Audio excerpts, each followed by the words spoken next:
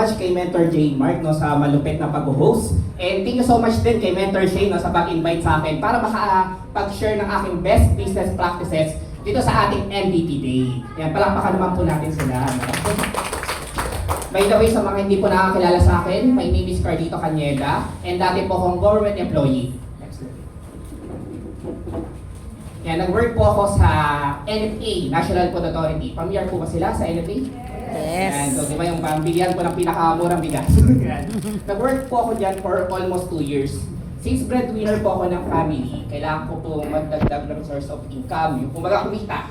Kasi kulang po yung pwedeng ko yung kinikita ko. Kaso nga lang sa gobyerno, alam naman po natin sa corporate, kailangan po ma-promote, di ba? Kumbaga tumaas na posisyon para tumaas yung income. Kaso nga lang, mahirap po sa part ko kasi masiyahin po ako. Eh, sabi ko, kapag mapopromote, possible it takes me years bago makuha ko yung kailangan kong pera. Eh, why not mag-start ako ng part-time or mga business na sinasabay sa trabaho ko. So, habang naghahanap po, doon ko po nakita yung yung I Am Worldwide. So, ang palakpakan naman po natin yung mga nag-invite po sa akin dito. Sila, yung Diamond Mentors po natin, si Mentor Chow and Dalia Tino.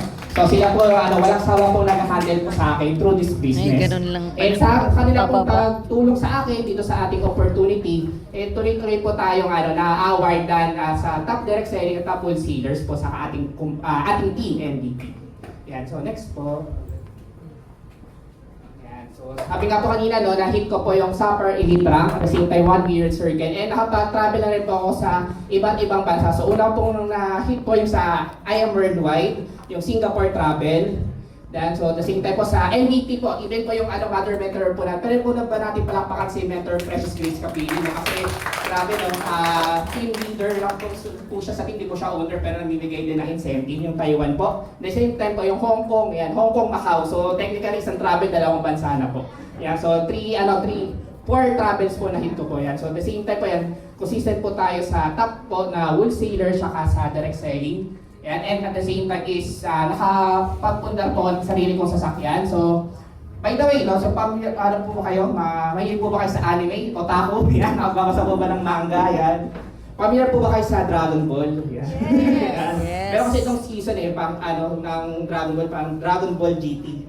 Yung car ko kasi, MGGT, yung founder nun, yung may-ari ng yung gumawa ng Dragon Ball is si Akira Toriyama. So ang name na ginawa ko dun sa car ko is Akata. Yeah.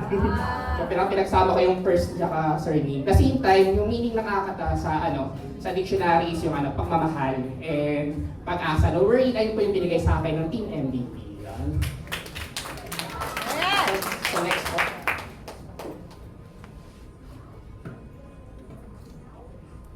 Yeah, so currently po, last June, itong buwan lang na to na hit ko po yung top 2, yan, direct seller ng buong MVP. Kaya rin po, nagkaroon po ako ng chance makapag-share po sa inyo.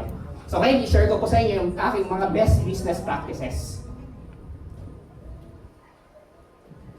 So, siyempre, number 1 po, be the product of your own product. Nung nag-start po ako dito sa ating opportunity, yung po talaga, yung represent sa akin, yung pagkakita talaga yung pinaka-nagustuhan ko. But since meron tayong yung main product natin, flagship product natin, na barley powder, siyempre kailangan rin po natin siya gamitin. Nung mula po pagkabata ko hanggang sa nag-work po ako, meron po akong asthma. Pamilya po sa asthma, sika. Di ba? So, meron po ako dun, so parang hirap po akong huminga. Alam niyo po yung hinahabol ko yung paghinga ko. Di ba? Hinahabol yung buhay ko. Pag nauna kasi, deads na, di ba? So, ayun po yung tinanay ko po yung product, sobrang laking tulong po sa akin ng produkto. So, from first 3 weeks po, nawala na po yung mga tendencies ko sa allergies. Kasi po ang asthma po is allergy. Diba? Yung parang kapag may kunyari, alikabok, yung hindi maganda pagkain ng mga kunyari hilaw, hindi maganda pagkakaluto ng manok, nag-trigger po siya. Pero 3 weeks pa lang po, hindi na po ako nag-trigger yung gano'n. At the same time po, habang pinapagpatuloy ko po yung product, iniinom ko, up until today, hindi na po ako dinapuan ng asthma. Hindi na po ako Wow!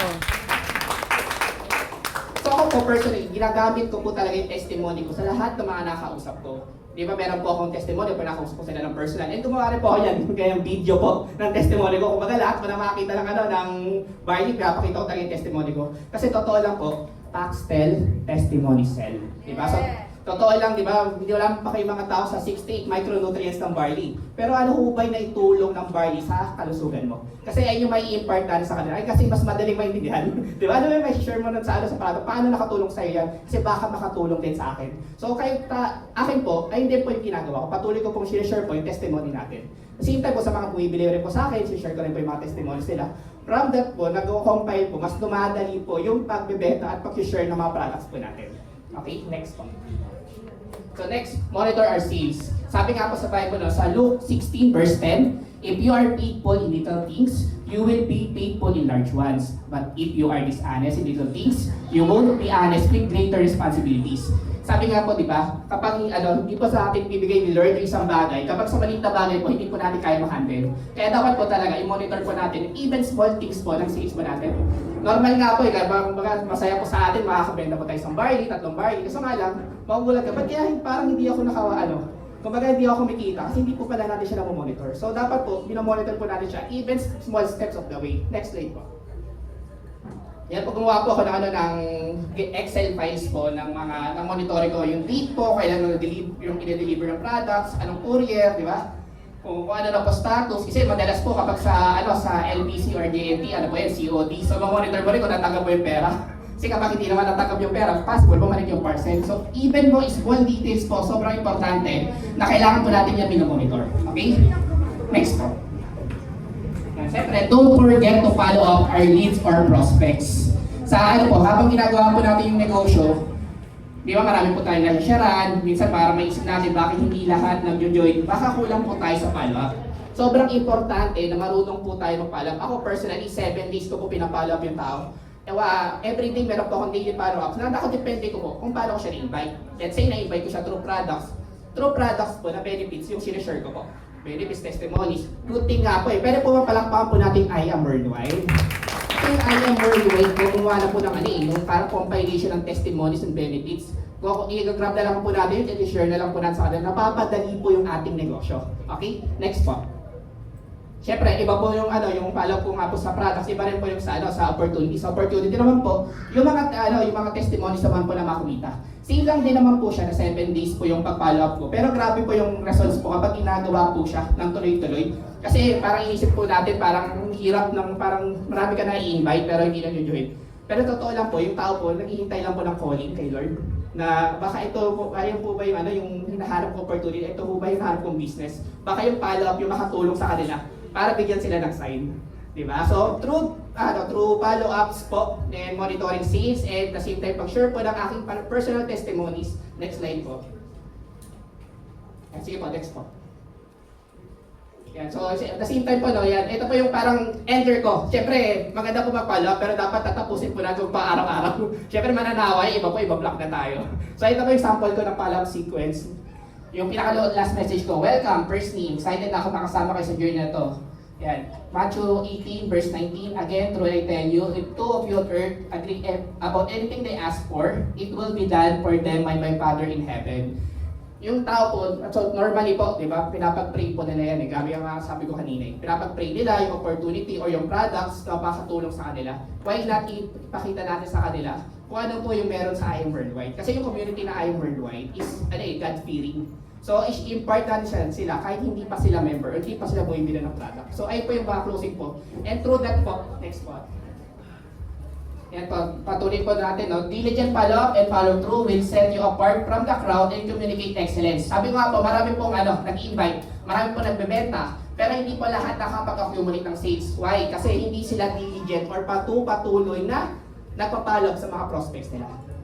So, ako po, habang ginagawa ko yung follow-up, malaki po yung nakakuha ko tong sales sa ating products and sa ating opportunity. Basta lang po, tuloy-tuloy lang po sa pagpa-follow up. At the same time po, basta alam nyo po basta good lang po yung intentions po natin, may masasali at may sasali. Next po. Yan po, yung isa po sa pinaka-milestones ko habang ginagawa ko po yung aking best business practices is na-awardan po ako sa buong I Am Worldwide. Yan. Top 8 po, top direct seller.